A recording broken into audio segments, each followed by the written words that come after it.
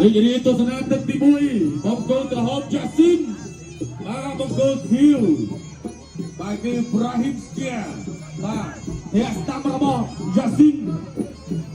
តតក្រោយពីយ៉ាស៊ីនលោកម៉ាក់ទ្វេស្តាំរបស់យ៉ាស៊ីនម៉ាក់ទ្វេយ៉ាស៊ីនចាក់ជង្គង់របស់ប្រាហ៊ីមស្គែជង្គង់របស់យ៉ាស៊ីនបាទលោកជាតត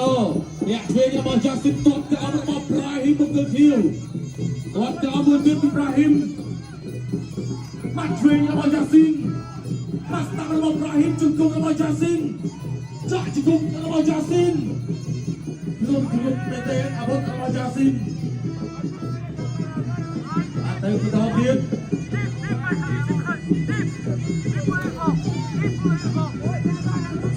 អត់ឆ្វេងដូចគ្នាយ៉ាស៊ីនតបខាត់ក្រោមតបក្រោមសងទៅវិញរបស់ប្រាហ៊ីមបាក់ឆ្វេងតបក្រោមរបស់យ៉ាស៊ីន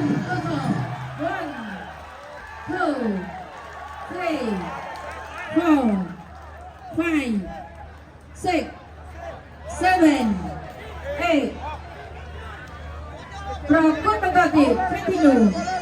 ប្រកួតបន្តរឿងឆ្វេងរបស់យ៉ាស៊ីនបាក់ឆ្វេងយ៉ាស៊ីនចូលពេញពីអូ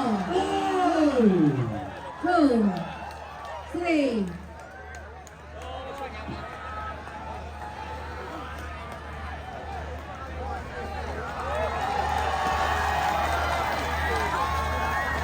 បាទមិនអាចបន្តការប្រកួតបានទេសម្រាប់ Brahim Skia